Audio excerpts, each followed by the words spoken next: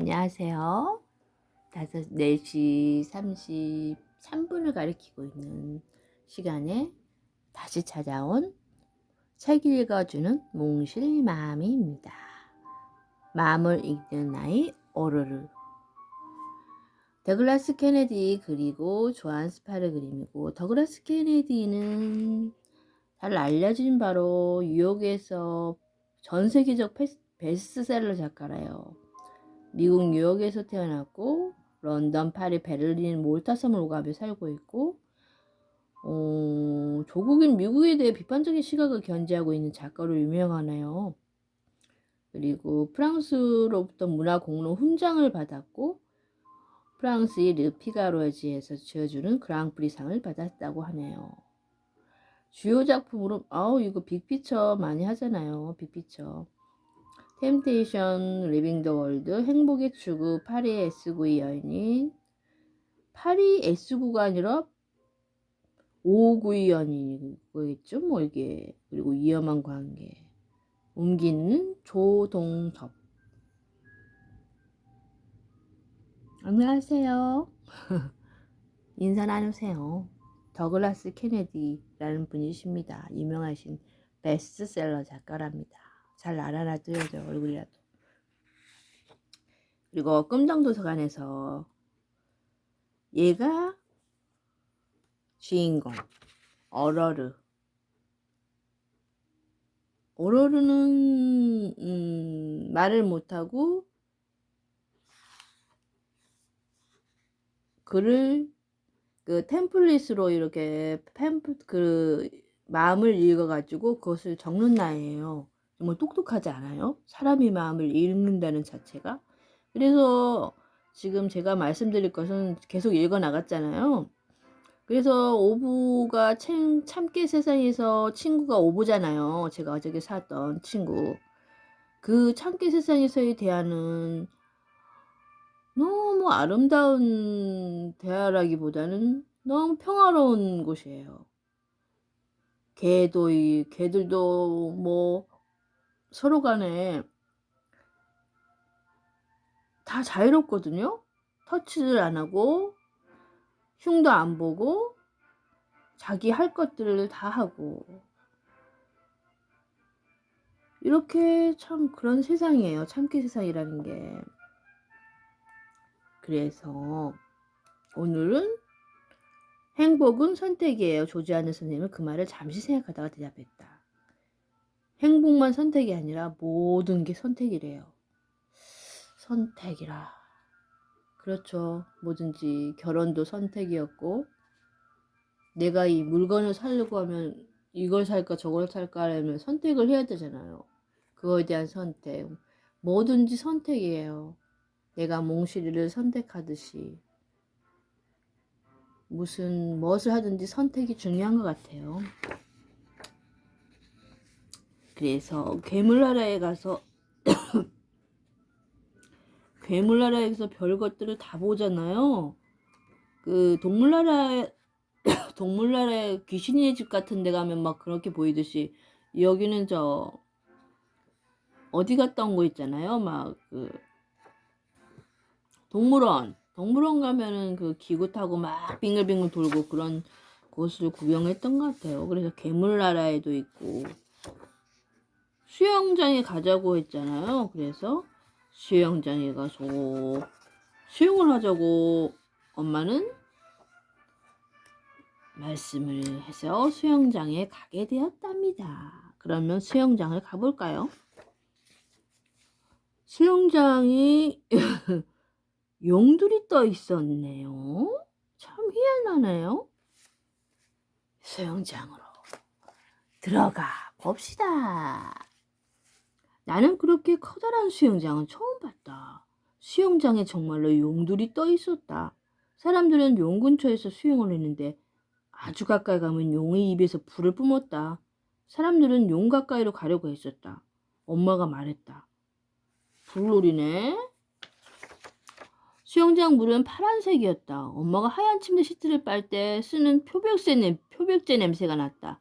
언니들은 곧장 물에 뛰어들었다. 엄마가 나도 수영장에 들어가려고 했다.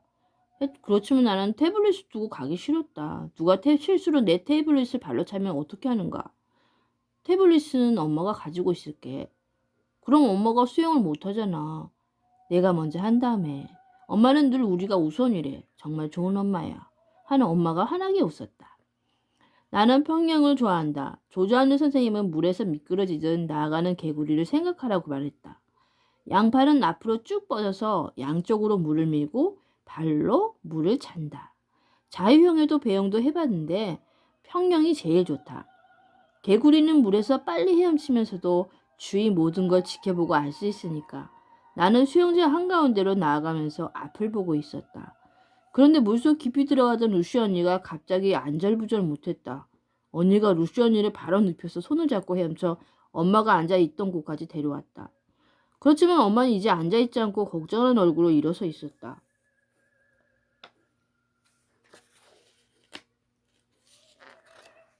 엄마는 언니가 루시 언니를 안전한 곳에 끌어올리려고 내가 뒤따라오는 걸 지켜보았다. 나는 언니가 지치면 도우려고 가까이 있었지만 언니는 혼자 힘으로 친구를 구하기로 굳게 마음먹은 것 같았다. 루시 언니가 물 밖으로 나가자 엄마가 물었다. 무슨 일이니? 루시 언니가 말했다. 갑자기 무서워서 움직일 수 없었어요. 수영하기에는 제 몸이 너무 커요. 엄마가 말했다. 아유, 그렇게 생각하지 마. 누구나 가끔 겁먹을 때가 있어. 엄마가 우리 셋에게 수건을 건넸다. 나는 몸을 닦은 뒤에 태블릿을 집었다. 엄마 언니랑 수영해. 나는 누시 언니랑 놀고 있을게. 엄마는 물속에 들어가서 아주 즐거워했다. 엄마 언니는 가운데로 수영해갔고 언니가 용 바로 앞까지 갔다. 나 수영장 바깥에 나란히 앉은 루시 언니는 용의 입으로 불을 뿜는 걸 보며 고개를 가로주었다. 루시 언니가 말했다. 나도 에밀리처럼 날씬하고 용감하면 얼마나 좋을까? 루시 언니도 아주 용감해. 그리고 누구나 날씬해야 하는 건 아니야. 갑자기 뒤에서 말소리가 들렸다. 코끼리가 전응아랑 얘기하고 있네.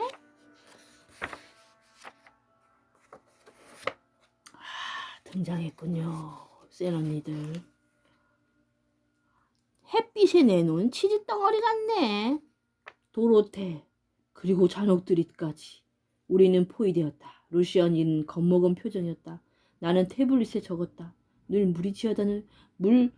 무리지어서 다녀야지. 그래야 힘이 있다고 느낄 수 있으니까. 도로테가 말했다.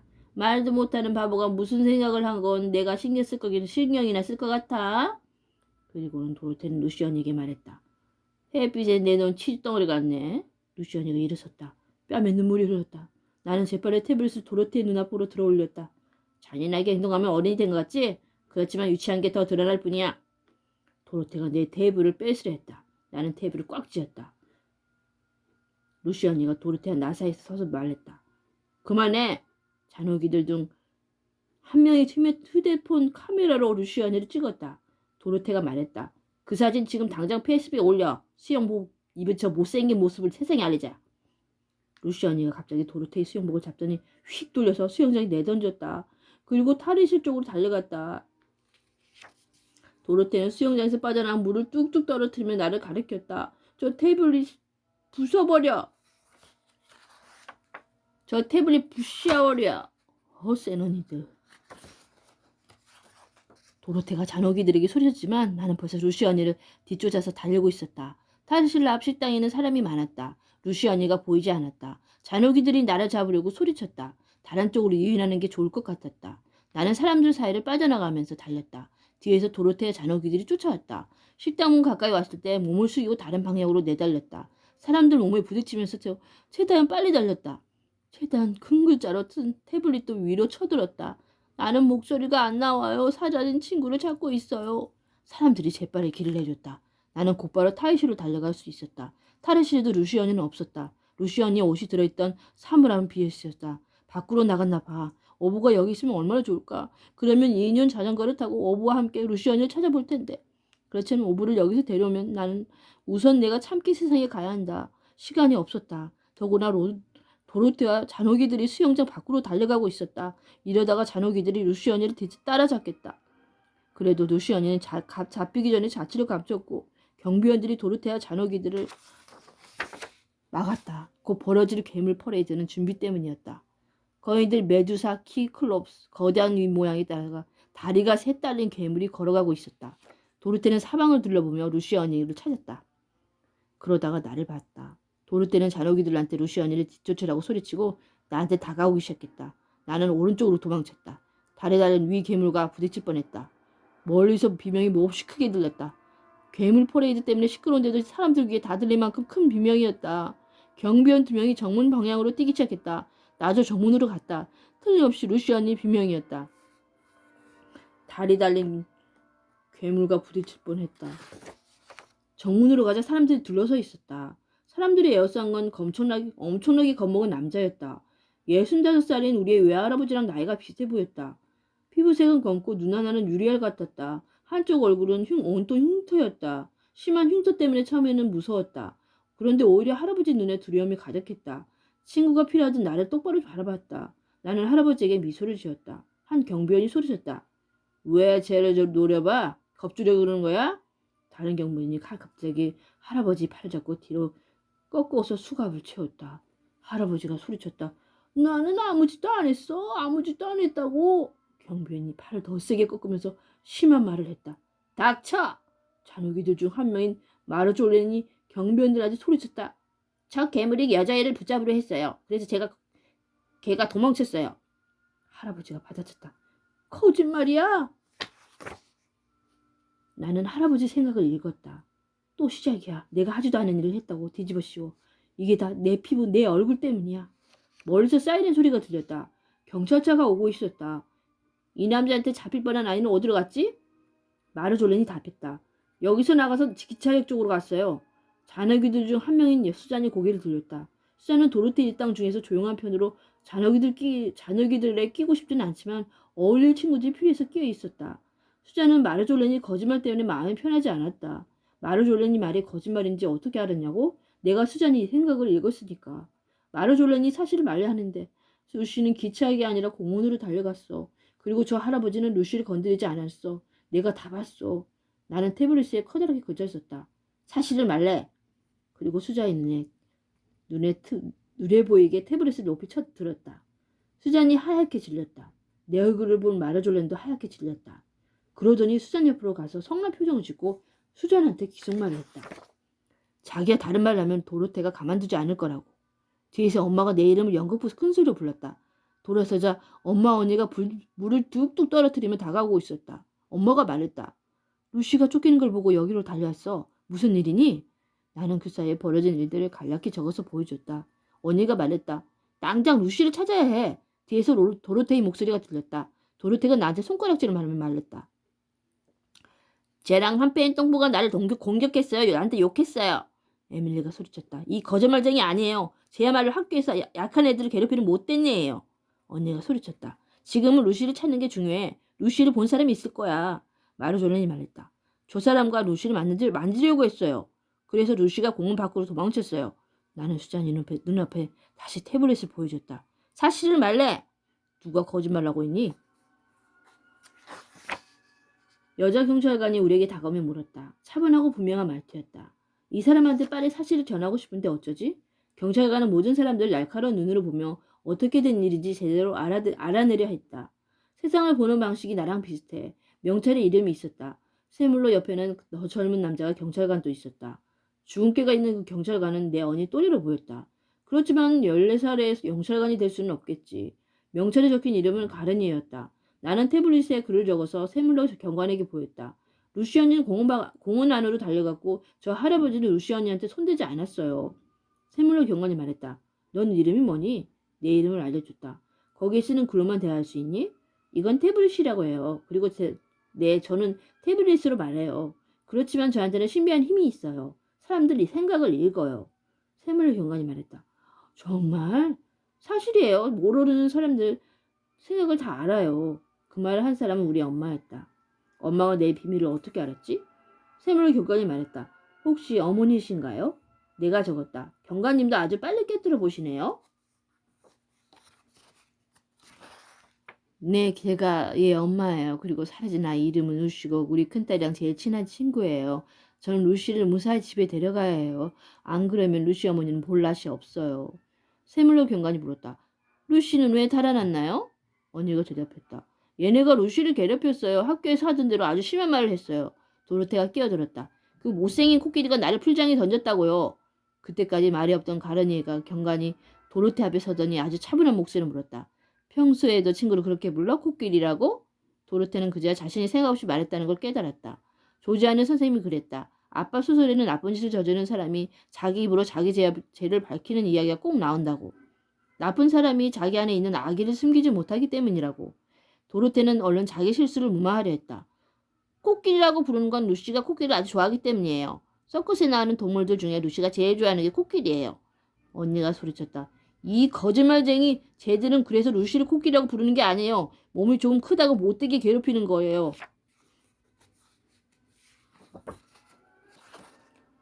쟤들은 루시가 자기 자신을 미워하게 만들려고 해요. 못된 애들이니까요. 나는 언니가 정말 자랑스러웠다. 엄마도 언니가 자랑스러운지 언니의 허리를 팔로 감쌌다.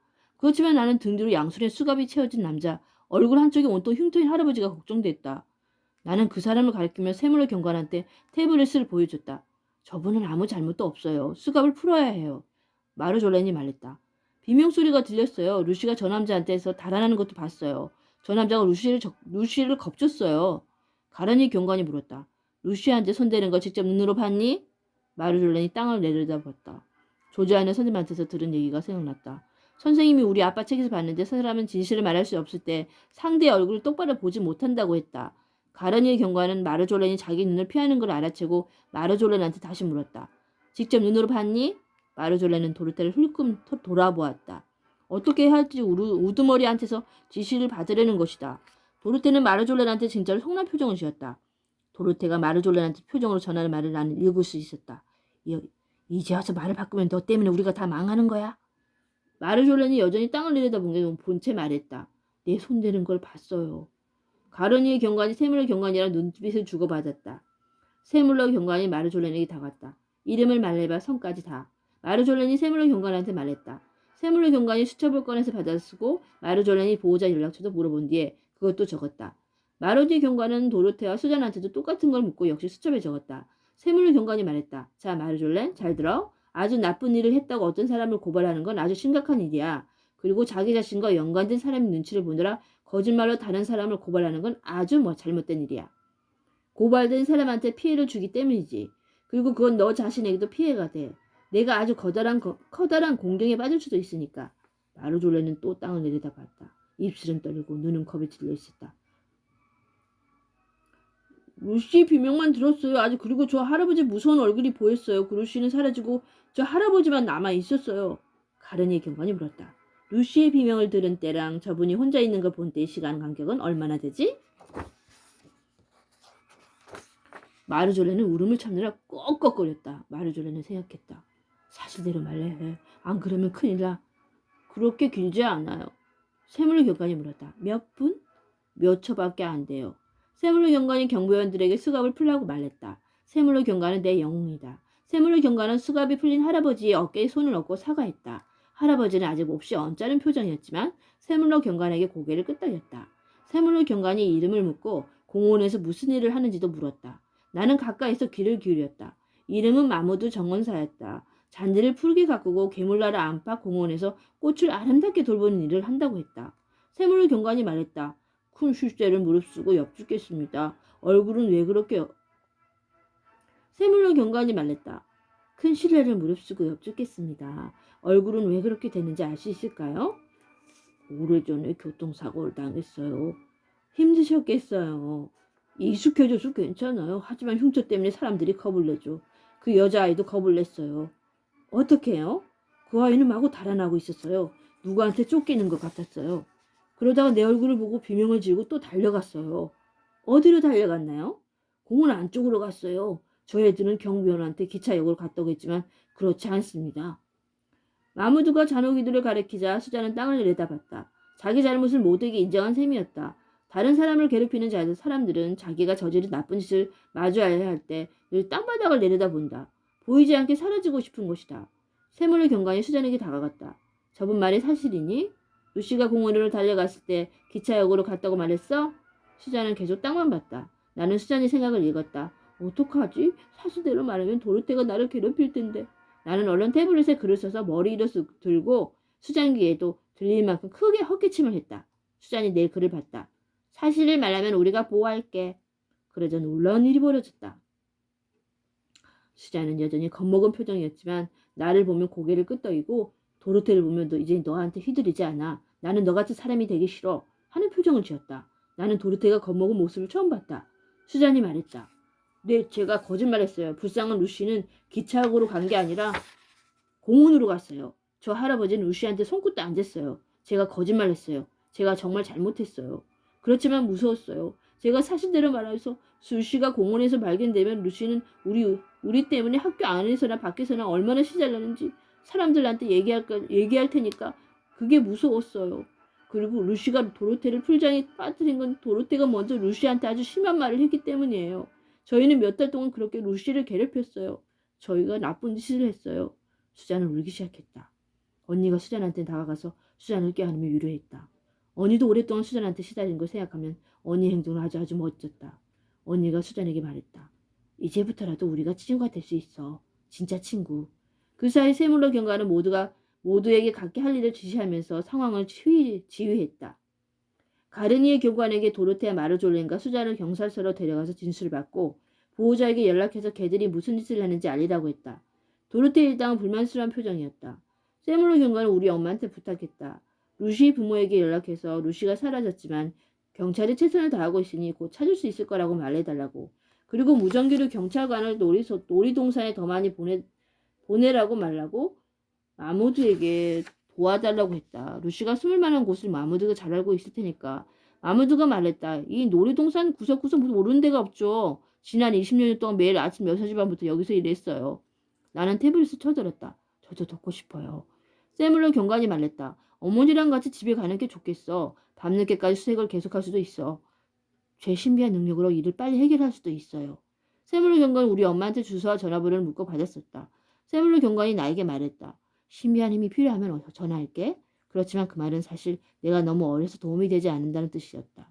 11살이면 어리지 않다. 그리고 남을 돕는 건 내가 제일 잘하는 일이다. 우리 집에 가서 기다리자, 오르르. 필요하면 전화하실 거야.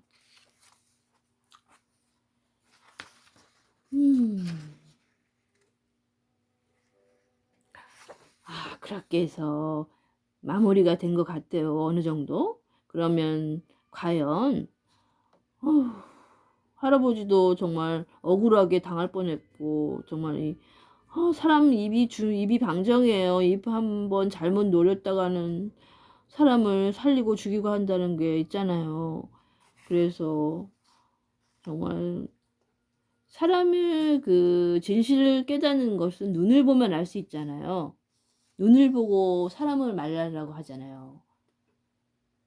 저도 눈을 보고 이렇게 말하면은요, 눈이 맑은 사람이 있어요. 그런 사람들 눈은 딱 볼 때는요, 거짓말을 못해요. 정말 신비하죠. 근데 어떤 사람들은 눈을 이렇게 지그시 내려서 깔아서 보는 사람도 있어요. 그것은 정말 뭔가가 있다는 거죠. 그래서 자주 눈을 마주치며 얘기하려고 하는데, 저는 일주일에 한 번 보는 우리 아저씨랑 눈을 마주치려고 하면 일이 생기고 바쁘시고 하니까 눈을 마주쳐서 얘기할 시간이 없네요. 다른 분이라고 대신 눈을 마주보며 얘기해야겠어요. 우리 몽실이도 눈을 보며 얘기 못하잖아요. 그새 멀어졌으니까요. 참 안타깝죠. 그럼 다음에는 분명 찾을 수 있을 거예요. 어딘가에. 그러길 바라면서 오늘은 이것으로 끝내고 내일 여러분께 기쁜 마음으로 내일도 반짝반짝 빛나는 시간으로 다시 돌아올게요. 여러분 오늘도 수고 많으셨고요. 오늘도 열심히 일하신 당신들 즐기시고 서로 도우면서 행복을 나누세요. 소중한 것은 모든 것은 다 소중하니까요. 사랑하고 축복합니다. 안녕.